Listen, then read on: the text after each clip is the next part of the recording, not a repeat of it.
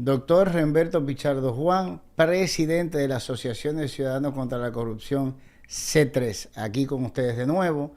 Les recordamos que nuestro contenido se transmite por Teleradio América y Teleradio América 2, canales 12, 45 y 79. Luego pasa a nuestro canal de YouTube, Ciudadanos contra la Corrupción C3, al cual le pedimos, si no se ha suscrito aún, que por favor se suscriba, y si reenvía nuestro contenido, conoce de gente que disfruta de nuestro contenido y no se ha suscrito aún, que por favor se suscriban. Señores, hoy le tenemos un programa bastante especial. Hoy vamos a saber las intríngulis, lo que pasó por adentro, lo que se dio en ese sabotaje a la ley de extinción de dominio.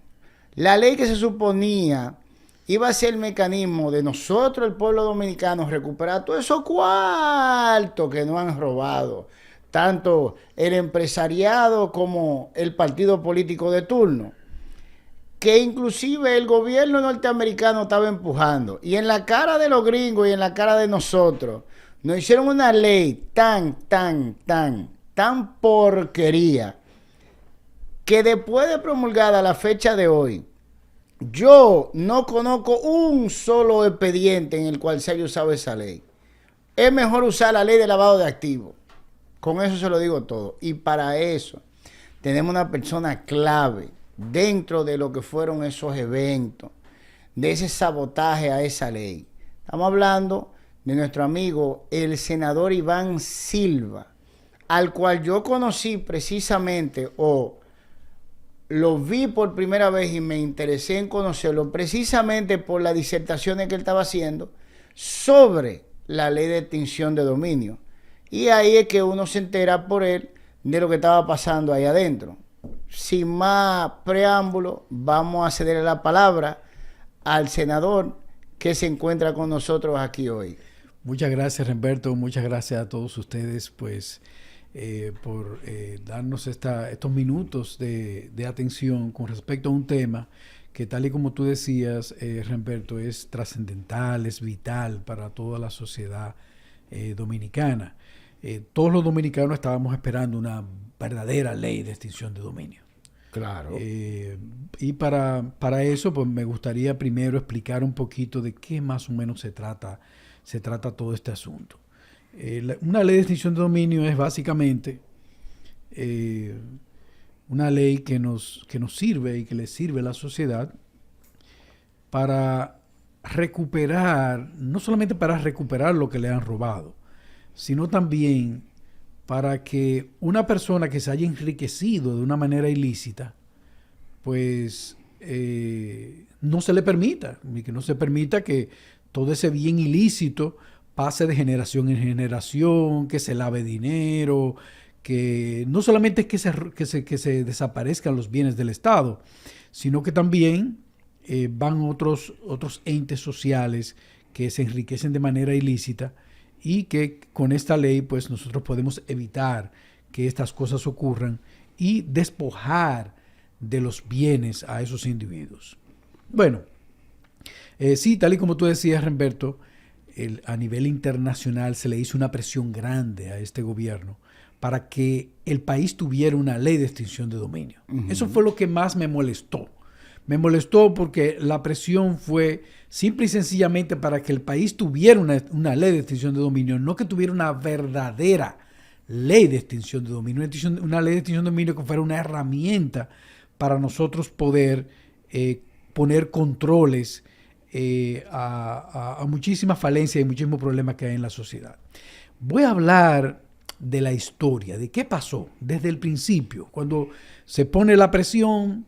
El gobierno, pues, en el Senado de la República se crea una comisión especial para el estudio, el análisis, la creación de la ley de extinción de dominio. La presidida por Pedro Catrén. Pedro Catrén, el honorable senador Pedro Catrén, preside la comisión especial y, pues, comienzan las discusiones. Lo primero que aparece en las discusiones fue una ley modelo de extinción de dominio. Una ley modelo de extinción de dominio que es una ley creada por un programa de asistencia legal de América Latina y el Caribe y la Oficina de las Naciones Unidas contra la Droga y el Delito. Ese es el modelo. Es decir, de ahí nosotros como senadores, los que estábamos en la comisión, debíamos partir para crear una ley de extinción de dominio. Una herramienta útil, no una herramienta que fuera simple y sencillamente que tuviera el nombre de ley de extinción de dominio. Bueno, se hace la primera sesión de la comisión. El senador de la capital, Antonio Taveras, dice, bueno, yo quiero agregar, además de la ley modelo, que va a estar aquí, la ley de la ONU, de las Naciones Unidas, que está aquí, yo quiero agregar esta que tengo acá, ¿verdad? Y, lógicamente, cualquier senador, no solamente los senadores de la comisión, sino cualquiera de los senadores que quisiera agregar un modelo de ley, se podía agregar en ese modelo de ley. Y, efectivamente, Antonio Taveras coloca su modelo y después, en la próxima sesión, el senador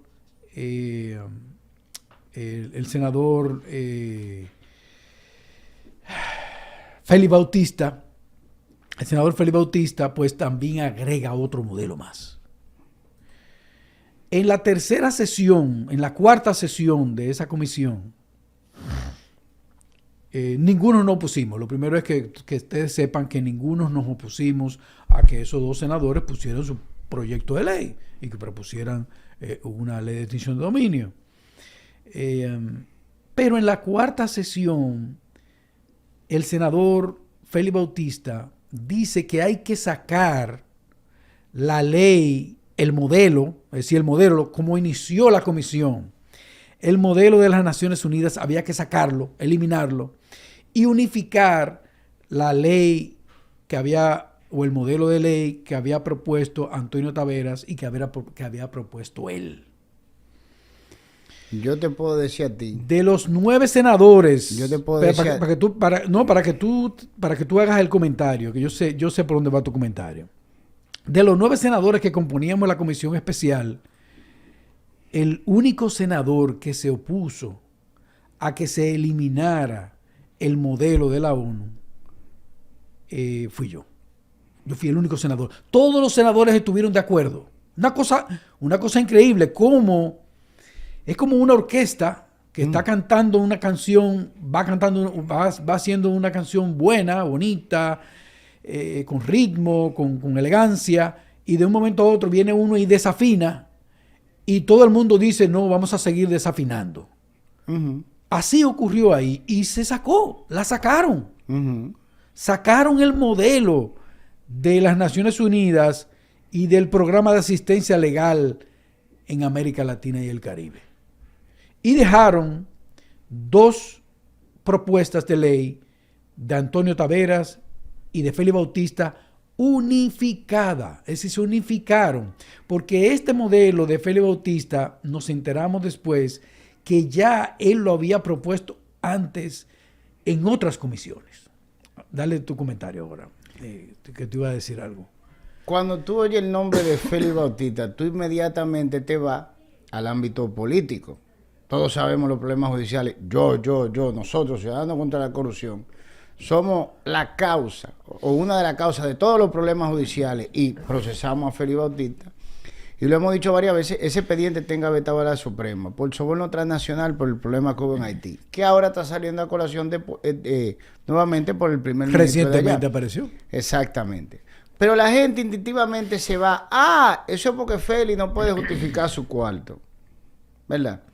Pero la gente no ve el trasfondo posterior, que es aquel que es capaz de hacer que todo el Senado, menos tú, estén de acuerdo. ¿No te pareció raro eso? Eso es demasiado extraño. Óyeme, las cosas que a nosotros nos han ocurrido en el Senado de la República son sumamente extrañas, porque yo soy un bicho raro dentro del Senado de la República. Yo te voy a decir soy un bicho, soy una cosa que se coló ahí, una cosa mala que se coló ahí. Así que ¿cómo nosotros dejamos que se colara esa cosa ahí? Déjame decirte qué es lo que pasa, para que tú entiendas. hay un grupo que nadie menciona, que son los que más tienen que perder o más tenían que perder con ese modelo de ley de extinción de dominio. ¿Tú sabes cuáles son esos? El empresariado dominicano. Que vamos a hablar de eso ahora. En el CONEP. Vamos a hablar de eso ahora. Porque tú no puedes hablar de sobrevaluación. No te olvides del Consejo Económico y Social. Sí, no te olvides de ese grupito. Pero oye, que es la misma cosa. En realidad, los mayores contratistas estatales, los mayores y eternos contratistas estatales, son ese grupo del CONEP. Porque Félix viene a surgir por un ladito, es la verdad, comparado con este grupo, en los gobiernos de Leonel Fernández. Es que Félix sale como empresario, bueno, junto con Manuelito Estrella, que ahora está muy sonriente, dando discurso en la Cámara Americana de Comercio del futuro del empresariado. Oye, ¿por dónde va Manuelito? Dios mío. Pero el asunto es que si tú pones en un escrutinio todas esas fortunas de ese grupo, estamos hablando de Marrancini, Bonetti, Vicini, etcétera, etcétera, tú vas a encontrar, según ese modelo, una justificación legal para quitarle el patrimonio. Y yo te voy a poner un ejemplo concreto. El problema que hubo con Eje-Jaina, por ejemplo. El problema que hubo con el solar de Sanssouci. Van dos ejemplos. El problema que ha habido con la tasa o la sobrevaluación, si se quiere, de la tarifa eléctrica devengada de la generación eléctrica hoy también. Son ellos los dueños de la generación. Pero vamos, déjame. Fíjate en esto. Ese grupo es el que tiene la capacidad de hacer que todos esos legisladores, principalmente Pedro Catrén, óyeme bien, porque su oficina de abogado, conjuntamente con su hijo Salvador Catrén, que había metido en el Senado y está metido en el Senado, al punto que dicen que el senador es Salvador, es empresariado puro, es oligarquía pura la clientela de ellos, para que tú te consientes. Sí. Por eso todo como muñequito, dijeron, sí, vamos a sacar el modelo. Discúlpame. Sí, vamos a comenzar desde la historia. Vamos a empezar desde el 30 de mayo de 1961. El 30 de mayo muere Trujillo, ¿verdad? Y el caos que se arma y viene Balaguer como presidente. Balaguer es la primera persona que hace un ejercicio de ley de extinción de dominio. ¿Con qué? Con los bienes de Trujillo. La comisión. Óyeme, sí. Balaguer es la primera persona que hace ese gran ejercicio en la historia dominicana, un ejercicio verdadero de ley de extinción de dominio. ¿Por qué? Porque coge todos los bienes de Trujillo y los pasa hacia el Estado dominicano. Pero ¿qué sucede con esa jugada que hace Balaguer? Que esa no era la jugada del momento. No, los bienes de Trujillo no eran para el Estado dominicano. Los bienes de Trujillo eran para un grupo de fascinerosos. Que eran los de Tafé. Y entonces Balaguer sale del poder, se va al exilio. Y viene Echavarría, el general Echavarría. El general Echavarría dura 24 horas, pero en 24 horas, señores, el general Echavarría se desaparecen en el barco de Trujillo, se desaparecen unos cientos de millones de dólares en el yate Angelita, que van a un banco, a capitalizar un banco en la República Dominicana, un banco muy famoso en la República Dominicana, que yo me voy a reservar el nombre, para no meternos para lo hondo. ¿Pero cuál es el banco? Vamos a decirlo ahorita, vamos a seguir. Después de Echavarría, viene Bonelli, García Godoy, Rick Cabral, y viene entonces la invasión del 65. La invasión norteamericana del 24 de abril de 1965. Y tú dirás, pero ¿qué sucedió en ese periodo de tiempo? Es decir, desde el 61 al 65, ¿por qué se arma ese caos tan grande? Si hubieron 4 presidentes, 5 presidentes de la República, pero el caos era monstruoso. ¿Qué fue lo que pasó en realidad?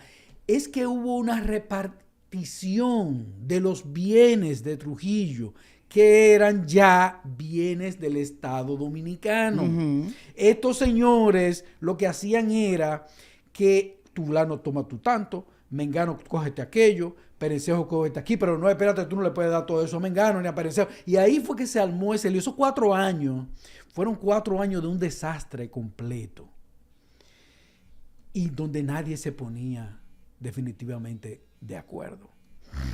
Vuelve de nuevo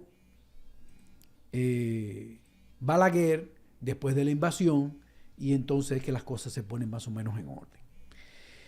Quería mencionar esta parte de la historia porque si ustedes se van al libro de historia que utilizamos todos nosotros cuando éramos muchachos, el de Fran Moya Pons. Pero tú sabes lo que tú acabas de decir, ¿verdad? Sí. Tú acabas de decir que todo ese grupo tiene de manera ilegal, ilegítima, Totalmente, esa fortuna. Totalmente ilegítima. Eso significa que de haberse pasado la ley de extinción de dominio con el modelo original, sí, todo el dinero de ese grupo hubiera pasado al Estado Dominicano. Tenía que pasar al Estado Dominicano. Exacto. Tiene que pasar al Estado Dominicano. Exacto.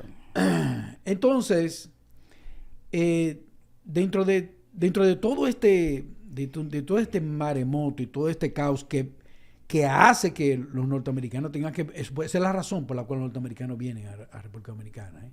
Que no vengan con inventos. Ese libro, el libro de Fran Moya Pons, que fue el libro de historia que nosotros estudiamos en la escuela, en el bachillerato, cuando tú buscas ese periodo, del 61 al 65, tú te vas a dar cuenta que está casi completamente vacío.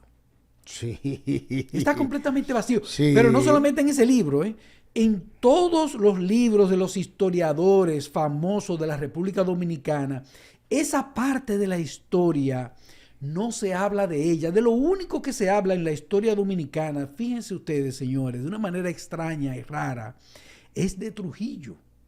Trujillo, Sí. Oye, se ha hablado más de Trujillo que de Napoleón. Sí. Se ha hablado más de Trujillo que cualquier figura de la historia de la humanidad. Sí.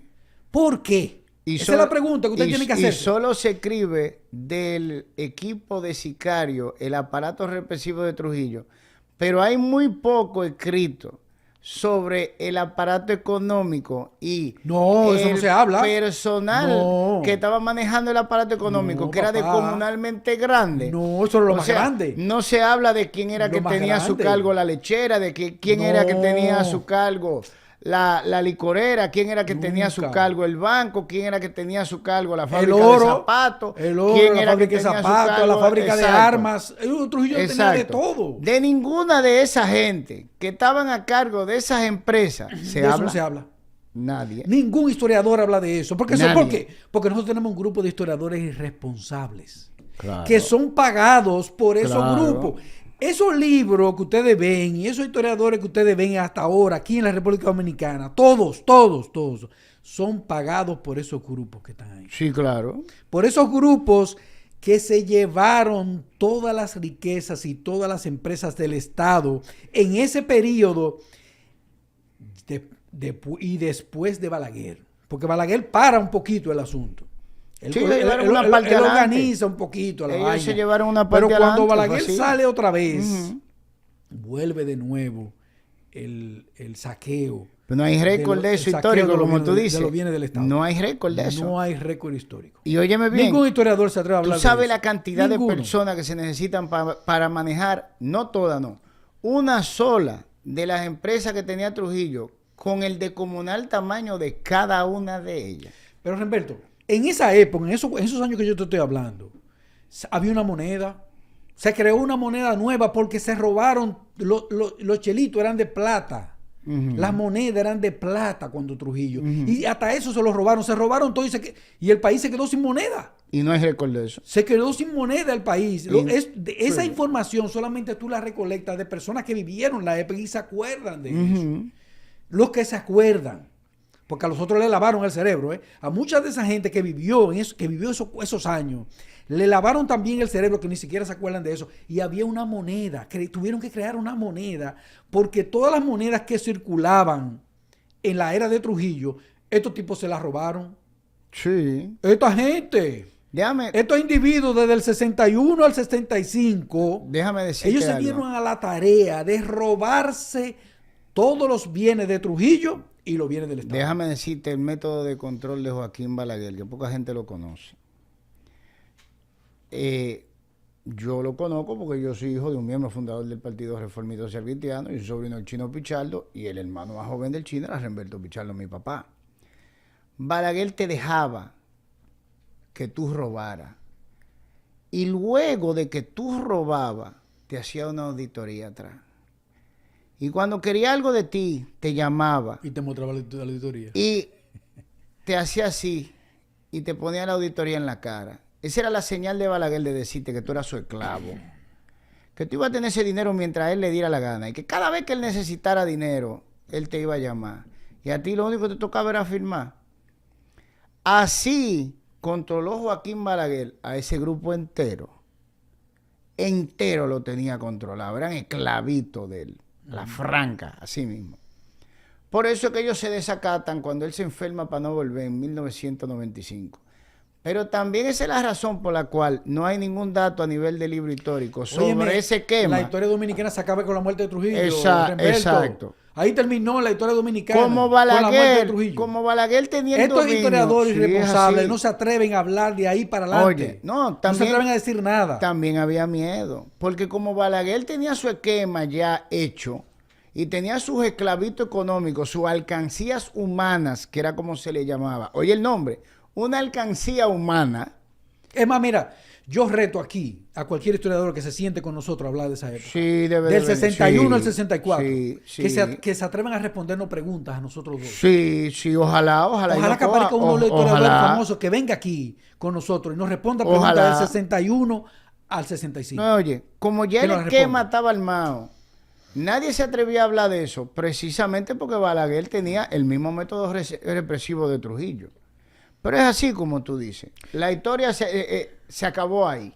Entonces, vámonos ahora de nuevo ahora a la historia del Senado, de la ley de extinción de dominio.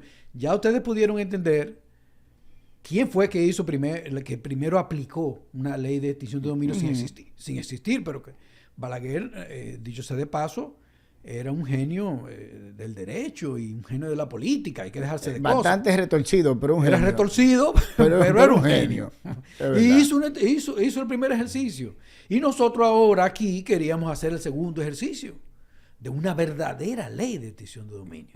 Una ley de extinción de dominio que no tuviera, número uno, que era el miedo más grande. ¿Tú sabes cuál era el miedo más grande de esa comisión? La retroactividad de la ley. Oh, sí. Eso Sí. era un terror, eso era una cosa, mira cómo Sí. hacen. Y tú veías que se movían y se sentaban y se movían en esa silla así cuando se hablaba de no, que no puede haber, no puede haber fecha de retroactividad. Esa era mi propuesta. Mi propuesta era que se aplique.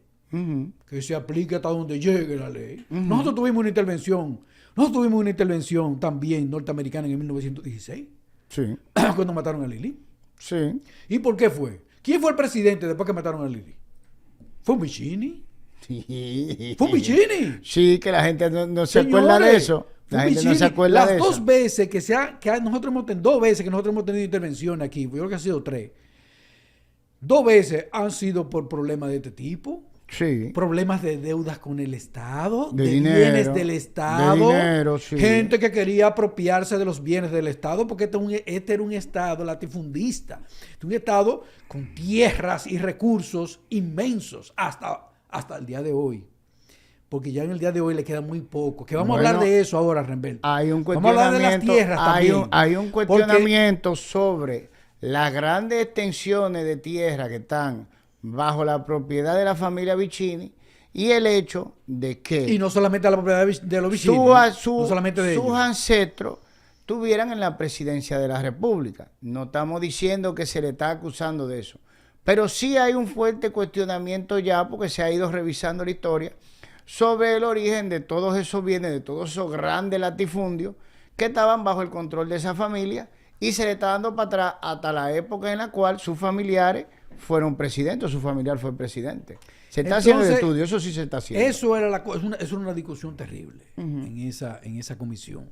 Que si le ponemos 20 años, que si le ponemos 5 años, que si le ponemos 3, que si le ponemos 2. Al final, Creo que se le pusieron como 5 años, una cosa así. Al final fue una cosa irrisoria, algo burdo, algo desagradable.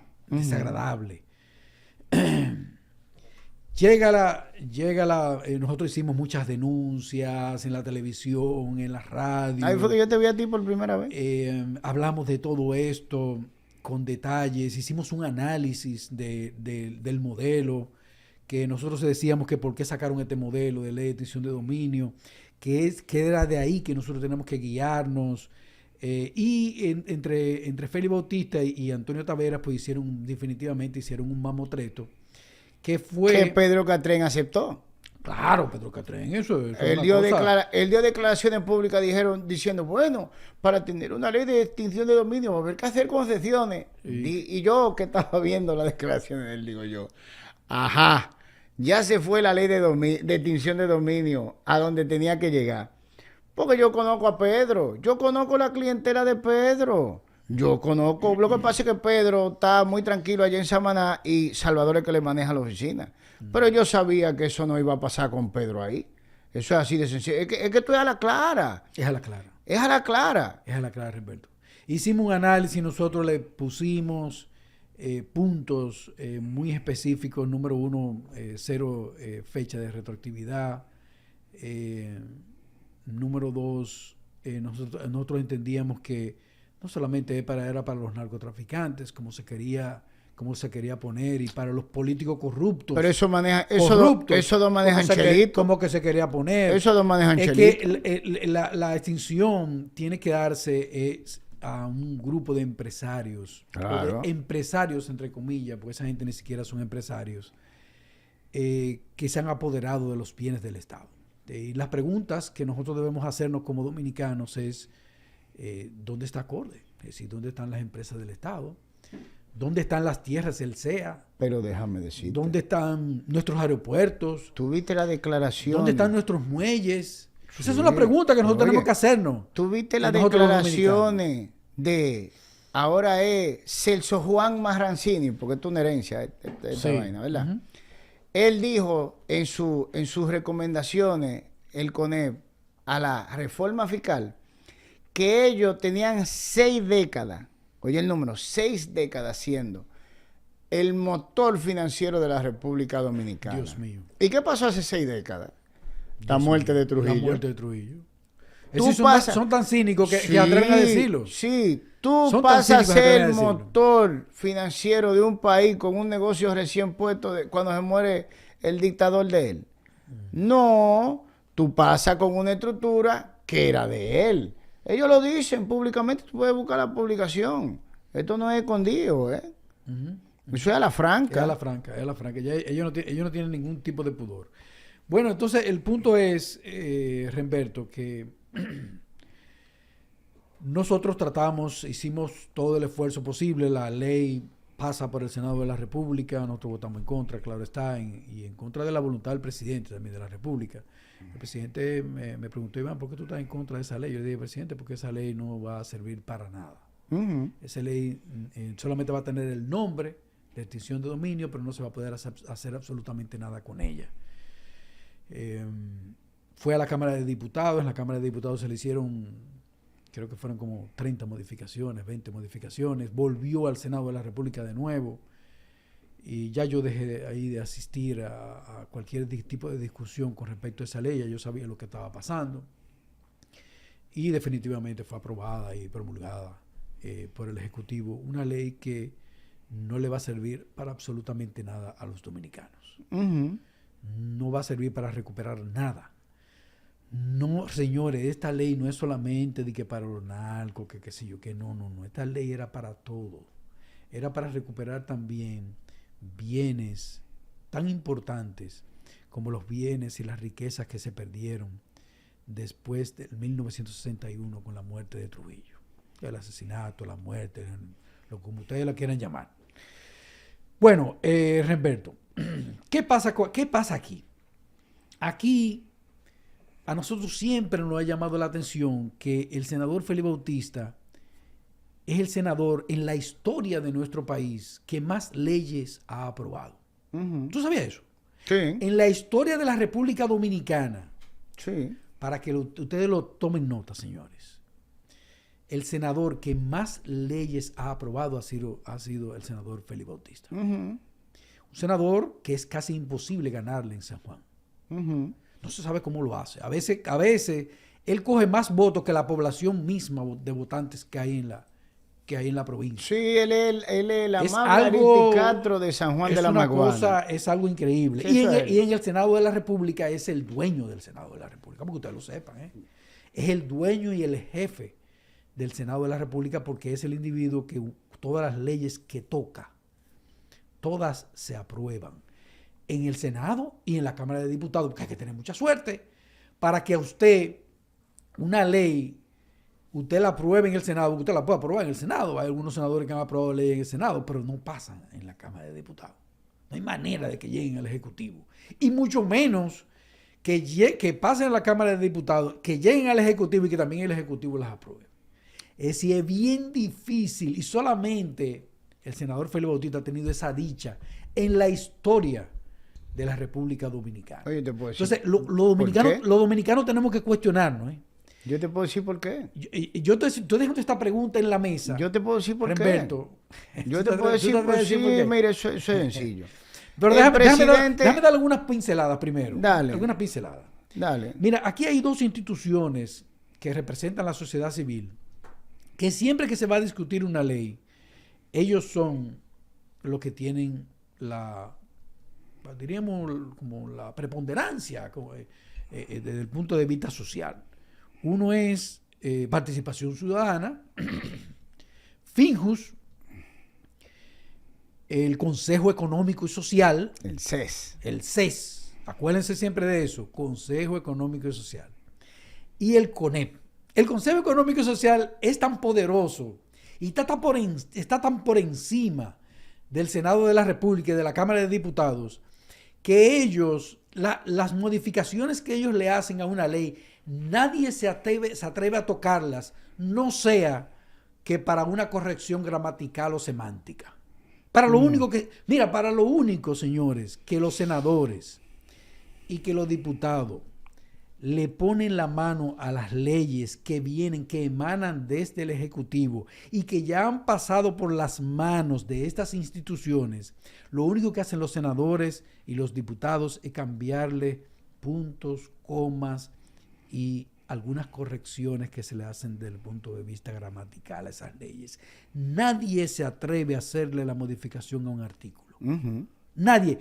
Y si alguien trata de hacer la modificación a un artículo, es vedado en una de las cámaras. Nunca va a pasar una de las cámaras. Solamente pasa la que estos señores, los señores del CES, los señores del CONEP, los señores de Finjus y los señores de Participación Ciudadana, las modificaciones que ellos entienden que hay que hacer, para que ustedes sepan bien quién es que gobierna en la República Dominicana. No son los partidos políticos ni los presidentes. Ni de cerca. Ténganlo claro, Ni eso. de cerca. Dale para adelante ahora, Remberto. Ok. ¿Quién fue el presidente que le entregó las empresas estatales al empresariado? Oh, Leonel. Exactamente. ¿Y de quién es jefe Leonel? ¿De quién es jefe Leonel? De ¿Quién es el jefe de Leonel? De Félix. De Félix, sí, de Félix. Ok, claro. entonces, tú entiendes que por el hecho de que Leonel no esté sentado en el Palacio Nacional, él ha dejado de trabajar para ese empresariado al cual él le entregó el Estado, prácticamente. O la parte que le faltaba, porque ya en esos años del 61 al 65, ellos se como el 60%. Exactamente, ok. Entonces, ¿qué es lo que sucede? Cuando el gobierno o el empresariado, cuando el empresariado quiere algo rápido y que no lo maneje el gobierno, ¿qué es lo único que tiene que hacer? Llama a Leonel, mijo.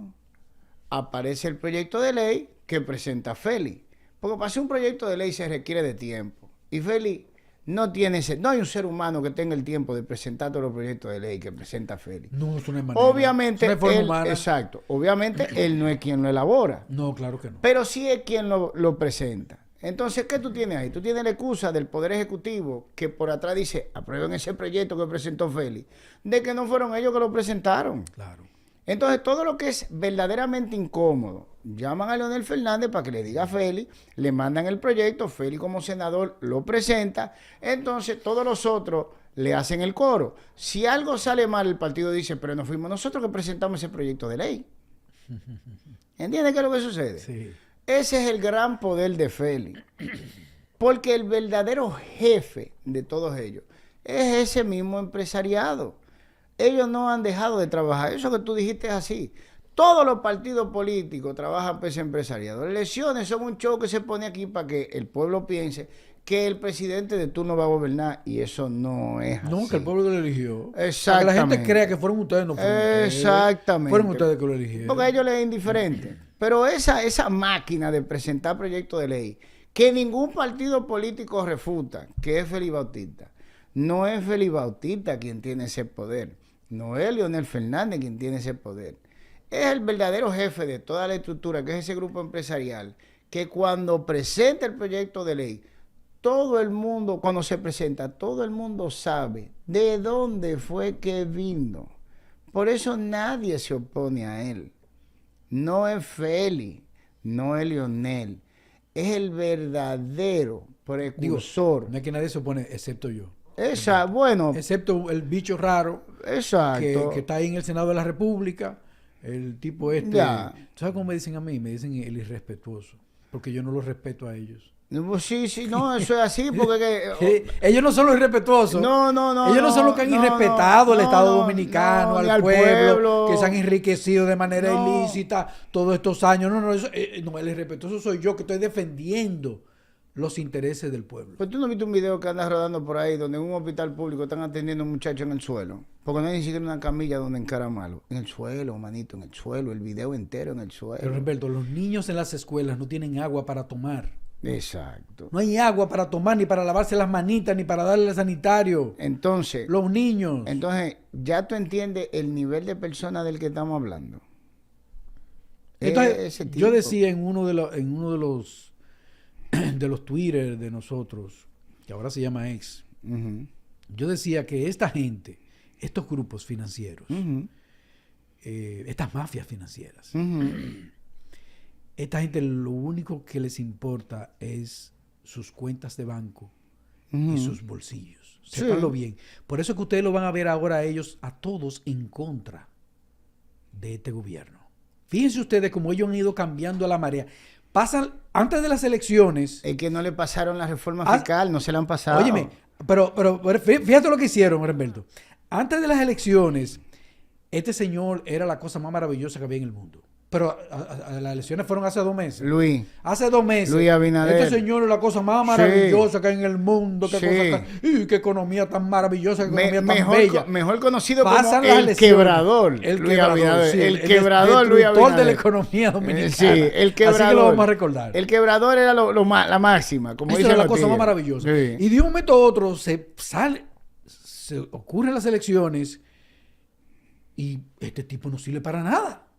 Para nadie. Así es decir, ya nadie quiere saber de este señor. Así es. Este señor es la cosa más inepta, es la cosa más irresoluta, es la cosa más incoherente. Bueno, ahora este señor, yo nunca había visto tantos calificativos despectivos contra el presidente de la República, como lo que yo he visto en estos últimos días. Sí, nunca lo he visto. ¿Y tú sabes quiénes manejan todo eso? Ellos son los dueños de los diarios. Son estos mismos grupos que manejan Frank todo Rainieri eso. compró el Diario Libre. Pepín Corripio te maneja el Listín Diario del Hoy. Y por ahí María se va. ¿Qué te quiero decir con eso? Ellos le tienen la presión montada a Luis para que pase la reforma fiscal. Pero como es un presidente irresoluto, es un presidente pusilánime. No se atreve. Tiene miedo, Humberto. Le tiene miedo al pueblo. Es que él no tiene. Exacto. Le tiene miedo al pueblo. Exacto. Tiene miedo. Pero él no quiere entrar al palacio. Pero no es porque es pusilánime. Déjame explicarte. No es porque él es pusilánime. Si él hubiera contado... Pues irresoluto, entonces. No. Sí, déjame decirte. Alguno de esos calificativos tiene que tener. No. Déjame decirte. Porque al pan y al vino. Déjame decirte que es lo que pasa. Ellos en realidad se montaron en el cuento que Mauricio de Bengochea le vendió. Ellos pensaban que él iba a ganar arrolladoramente con un 70% del electorado dominicano. Sí. Pero Mauricio no hizo su tarea, porque eso claro es culpa que de no, Mauricio. Eso es parte Mauricio, de la vaina. Mauricio tenía que estudiar el fenómeno de la abstención y su tendencia constante en aumento de hace 6 elecciones atrás, porque Mauricio conoce las elecciones. Mauricio tenía que acordarse, no es una persona que no ha participado en ella. Mauricio ha sido asesor de Leonel Fernández desde que Leonel empezó prácticamente, y está en su página. Tú buscas la vaina de consultoría de Mauricio de Bengochea y tú le das, y ahí están todos los periodos. Ellos caminan todos los bandos como si no fueran nada, porque son profesionales. Exacto, pero él lo sabía, lo de la abstención. Claro. Entonces, él debió en lugar de montarse en el cuento de que la abstención del 2020 se debió a la pandemia, decir, oye, tenemos un escenario que analizar, que es el hecho de que en realidad, sin pandemia, ya la asistencia a las elecciones venía en declive, pero fuerte. Y tenía que hablarlo, pero él no dijo eso. Él dijo, no te apures, tú me das cuarto sin control y nosotros vamos a hacerte el Mesías. Ni Jesucristo va a tener más votos que tú. Entonces la segunda venida de Cristo. Llenaron el país de fotos de Luis. Exacto. Entonces la segunda venida de Cristo, no te apures. Al punto de que Luis se lo creyó tanto, que lo hizo dominicano, le dio la nacionalidad dominicana a Mauricio. Sí. Pero Mauricio lo estaba engañando. Mauricio claro no habló de la abstención. Y eso él él tenía que decirlo. Claro que tiene que Cuando decirlo. Luis agarra y se reelige con menos de 30% del electorado dominicano a nivel nacional, es que él se da cuenta que lo que nosotros le veníamos diciendo era verdad. Y ahora él es el presidente de la República Dominicana, pero él no es el presidente del pueblo dominicano. No, jamás en la vida. Eso significa que si él se equivoca por 2 milímetros, va a tener que salir corriendo de ese Palacio Nacional. Legalmente es presidente, pero es ilegítimo. Exacto. Entonces, él lo sabe y sabe lo que viene, porque esto no es 1984. No. Aquí hay armamento de grado militar regado en esos barrios. Aquí hay más de 70, aquí hay más de 70,000 armas ilegales en este país. De grado militar. Que tengan mucho cuidado. De grado militar. Que tengan mucho cuidado. Son malas que andan rodando. Entonces, ¿qué sucede? Él no tiene el coraje para enfrentar lo que va a venir. Luis se le ha mandado al CONEP precisamente por ese cambio de circunstancias. Y el CONEP, que sí sabe del paradero de los 38 mil millones de dólares en préstamos que se cogieron. Y se quedaron calladitos. ¿Tú crees que ellos sepan dónde ellos se quedaron callados? Porque yo le he preguntado muchas veces pero, eso. Oye lo que te voy a decir. Tú sabes que yo le pregunté al ministro de Hacienda, porque tú sabes que Luis ha endeudado el país a través del Congreso, a través del Ministerio de Hacienda, a través del Banco Central y a través del Banco de Reserva. Es decir, lo que ningún presidente había hecho, Luis lo hizo en cuestiones de deuda, de endeudar el país. Sí. Y yo le he mandado comunicaciones al ministro de Hacienda, al ministro Jochi Vicente, para que me diga, que me desglose los préstamos que se han hecho en los últimos 10 años en el país y que me diga las comisiones de esos préstamos a las manos de quién fueron a llegar.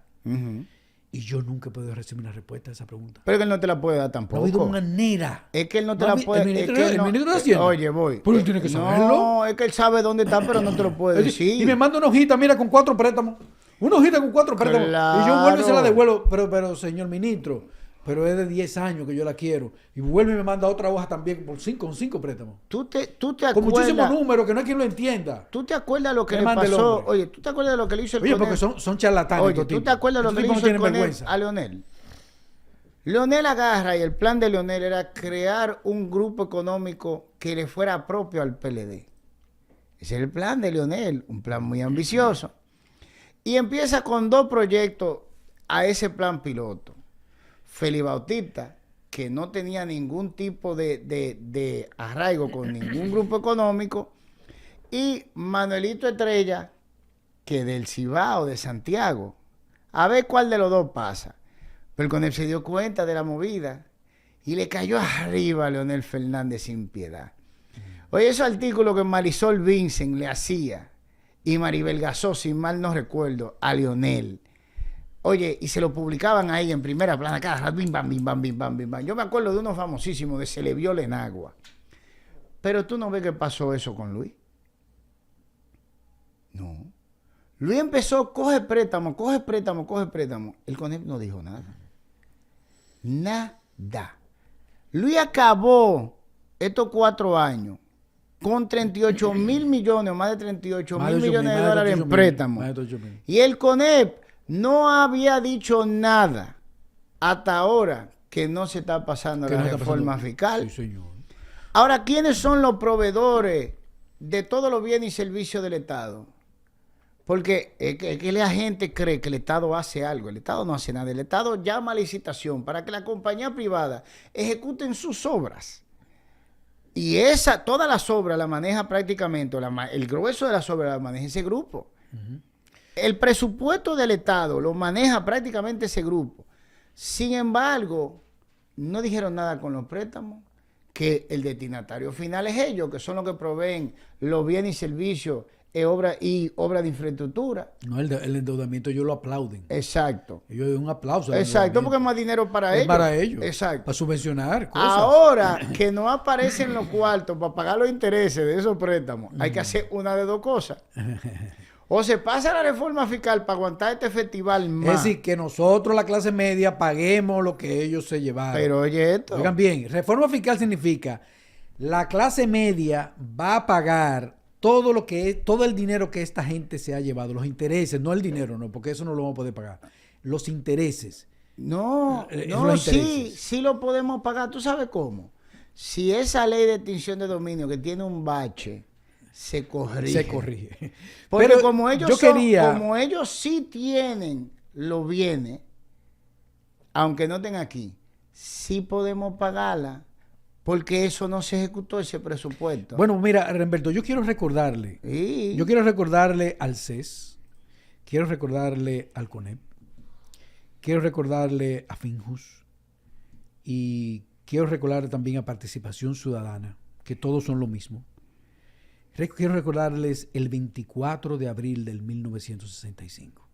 Quiero recordárselo. Y quiero recordarles también la invasión del 1916.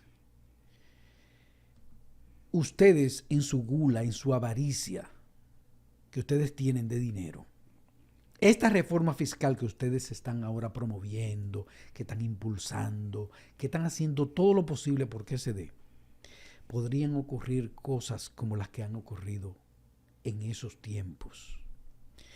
Recuerden que después de la muerte de Trujillo hasta el 65 fueron ustedes mismos, que se pelearon por los bienes del Estado. Y ahora ustedes se están peleando por la deuda del Estado. Porque ahora es diferente. Ya no hay bienes, ya los bienes ustedes lo tienen. Ustedes tienen todos los bienes del Estado, incluyendo las tierras. Ahora ustedes se están peleando por la deuda. ¿Cuánto me toca a mí de eso que tú vas a pedir prestado? Sí. Eso es lo que le está pasando a ustedes, ¿eh? Sí. Eso es lo que le está pasando. Por eso que ustedes tienen ese forcejeo, porque después de una reforma fiscal viene otra fiesta de deuda. Oigan bien, señores, no solamente que viene la reforma y que nosotros, la clase media, vamos a tener que pagar todo este dinero que esta gente se ha robado.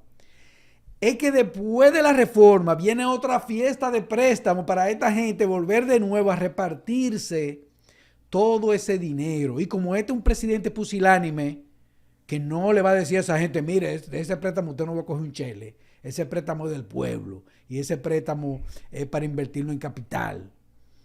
Como ese presidente no va a hacer eso, nosotros vamos a volver otra vez a estar en la misma situación. Pero no se olviden del 1961 al 1965 y de la invasión del 65. Y no se olviden tampoco de que lo que le ocurrió a Salvador Jorge Blanco. Que no se olviden tampoco de eso. Que son ustedes los culpables, ustedes son los responsables de todo eso. Si mañana se arma una revuelta aquí en este país, son estos grupos los responsables. Estos grupos llenos de avaricia, que lo único que les importa son su cuenta de banco y su bolsillo. Pero déjame decirte, también le ocurrió a Hipólito porque no hubo sangre, pero duraron como 20 años fuera del poder. Todavía tú mencionas a Hipólito por una elección y la gente tiembla. Metió el dólar al 50 y pico, casi 60, hace más de 20 años. Pero déjame decirte, o o aquí ese grupo empieza a devolverle al Estado para que pueda funcionar dinero de esos 38 mil millones, que es lo que ellos no quieren hacer, porque el dinero no se gastó. No, claro que no. Pues tiene que estar en algún lugar. Exacto. Santo Dios, yo no sé dónde. Exacto. Porque mira, Exacto. Remberto, coge Oh. 1.000 millones, coge $1.000 millones, Remberto, Oh. cámbialo a pesos, es decir, multiplícalo, No, eso es multiplícalo por descomunal. 60 y cámbialo en papeleta de a 2.000. A ver cuántos camiones tú necesitas. Eso es de comunal. ¿Cuántos camiones tú necesitas? Solamente 1.000 millones. Oye, ¿cuál es el problema? Solamente 1.000 millones. Oye, y no le están dando los préstamos que están cogiendo. Van a tener que empezar a devolver y no quieren hacerlo. Por eso que están presionando para la reforma fiscal. Para pagar los intereses y dilatar el tiempo de devolver el dinero. Porque esos grupos siempre han tenido el plan, al igual que el grupo empresarial haitiano con el que se asociaron, de que este país es de paso. Esa frase la oí yo en Haití. Y digo, ¿y qué significa de paso? Sentado con esa oligarquía haitiana, porque me iba a poner el cónsul general de la República Dominicana ya, a principios de los 90. Y ellos te decían, que nosotros estamos aquí para hacer dinero. Cuando hagamos dinero nos vamos. Pero era tanta la avaricia Sí, que porque se morían. Su dinero está en paraísos fiscales. Oye, no, nunca era suficiente. Y cuando yo le decía, pero ustedes tienen 3 generaciones aquí, ¿cuánto es suficiente? Agarraban y decían, no, pero es que hay que negociar, hay que negociar. O sea, peor que la droga. Pero el plan siempre fue, como bien lo ejecutaron, que cuando el sitio se derrumba económicamente, ellos se van porque ellos estaban de paso. Ven acá, Remberto, yo quiero hacerte una pregunta. Tú que eres un hombre tan acuicioso y que siempre estás estudiando esta cosa. Estos señores, estos empresarios dominicanos, ¿tienen empresas exitosas en algún otro país del mundo que no sea un paísito de esto? Que no sea un paísito platanero de esto. No. Eso tienen una empresa exitosa, porque si son empresarios tan exitosos y le va tan bien a ellos y todo lo que ellos ponen, lo prenden y dejan mucho cuarto y toda esa vaina, yo imagino que ellos tendrán cadenas multinacionales en donde le va de maravilla. No con el flujo de aquí, eso igual que Gilbert Billo. A mí me llamaron para preguntarme sobre los billos. Parece que se iba a hacer un negocio con ellos en otro país de América Latina. Me voy a reservar el nombre del país para que no, ¿verdad? Para guardar, fue una consulta que me hicieron. No, la forma no, porque fue una consulta que me hicieron. Ok. Tiene su cierto grado de confidencialidad. Sí, claro. Y yo acepté la condición. Yo le dije, mira, en el único sitio donde tú puedes hacer negocio de esa forma es cuando tú tienes un mercado forzado. ¿Qué es un mercado forzado? Cuando tú controlas la estructura estatal y la estructura estatal obliga al precio que a ti te dé la gana de vender el producto. ¿Qué significa eso? Que si tú tienes una inversión de 10 pesos y a ti te da la gana de venderlo a 1.000 y la gente no te lo quiere comprar, pero se pasa una ley de que tú eres el único proveedor del Estado, ahora hay que comprártelo obligado. Pero tu inversión fue de 10 pesos y tú tienes una ganancia de 999 pesos. Cientos de veces la totalidad de la inversión. ¿Qué es lo que sucede aquí? Exacto. Por eso, ¿cómo le caen atrás Gilbert Billo ahora? Porque en los Pandora Papers se dan cuenta de que en uno de los países más pobres del hemisferio hay un tipo billonario en dólares. Y dijeron, pero ¿cómo es esto posible que de un sitio que hay tanta miseria, de esta gente con este dineral? Y no fue él solo, había 12 más. Habían 12 más. Precisamente porque ellos se hacen del dinero del pueblo y lo desangran forzadamente a través de leyes, a través de mecanismos, en los cuales ellos están obligados a pagar su impuesto y ellos meten un producto a cientos de veces su valor sin importar la calidad del producto y hay que entregárselo. Para que la gente lo pueda entender, oligopolios. Exacto. Eso solo se puede hacer. Aquí tenemos el combustible. Exacto. Hablamos en un programa sobre el combustible. Sí. Usted lo compra a 5 pesos y lo vende a 500 pesos. Exacto. Entonces, eso solo se puede hacer en sitios como este. Por eso es que tú ves que ellos no se van de aquí. Ellos tienen planificado irse cuando esto se caiga, pero no desde ahora, desde su tatarabuelito. Porque ellos vinieron aquí a hacer fortuna y a alargarse. Cuando República Dominicana colapse, que la están llevando ahí, ellos se van a vivir al estado de la Florida, que es lo más a su ambiente, ¿verdad? Hay algunos que piensan irse a Europa, pero como compraron propiedad en Europa inclusive y la tienen de hace mucho tiempo. Pero todos piensan que ellos se van a ir al estado de la Florida a vivir, ¿verdad? Porque ahí están los cubanos, se habla español, le es familiar, porque ellos van de vacaciones. Y a mí no me lo contaron. Yo viví en Miami y yo lo veía a ellos en Washington Avenue y en Collins Avenue, de la Florida, de la ciudad de Miami, viendo apartamentos para comprarlos. Y yo estoy hablando de a principios de los años 90. Sí. Entonces, ellos tienen el plan de que cuando esto se explote, que ya no se le pueda sacar un chele más, ellos se van. ¿Qué le hubiera impedido eso? Esa ley de extinción de dominio. Con esta ley de extinción de dominio, nosotros hubiésemos podido recuperar tierras de hoteles. Aquí, ¿De todo? en muchos hoteles de Bávaro y de Punta Cana. De hecho, el mismo aeropuerto de Punta Cana, creo que esos son tierras del Estado. Así es. Y aquí en un complejo hotelero cercano aquí de La Romana, que se llama Playa Nueva Romana, eso también son tierras ahí son tierras del Estado. No sabemos cómo pasaron a ser parte de un particular. Sí, hay muchas preguntas que nosotros tenemos de cómo las tierras del Estado, las más valiosas, cómo pasaron a ser parte de un conglomerado privado. ¿Cuánto costaron? ¿A cuánto la compraron? ¿A quién se la compraron? ¿Quién se la vendió? No te apures. ¿Cómo se la regalaron? No te apures. No tenemos conocimiento de qué es lo que ha sucedido aquí, pero esta gente cada vez se hace más rica y más rica y más rica con los bienes del Estado. No te preocupes. Y ahora, encima de eso, se están matando por los préstamos que estos presidentes irresponsables han hecho para que lo paguemos nosotros. Cuando se haga la reforma fiscal, que si es que tiene que ser una reforma que se adecúe al pago de los intereses de todos los préstamos que se han hecho. Si eso se logra, ustedes van a ver otra fiesta de préstamos. Y la mayoría, la gran cantidad de ese dinero no va a los bolsillos de los políticos, porque esa es otra cosa que ellos mismos han hecho creer, que esos son los políticos que se lo llevan. No, son estos grupos en base a una cosa que se llama subsidio. Por hoy. No es ilegal lo que ellos están haciendo. Por hoy. No es una cosa ilegal. Vamos a tener que hacer una segunda parte de este programa. Por hoy lo vamos a dejar hasta aquí porque se nos acabó el tiempo hace un ratico. Lo vamos a dejar hasta aquí, señores. Vamos a ver cómo le damos una segunda parte a esto y que el Señor los bendiga.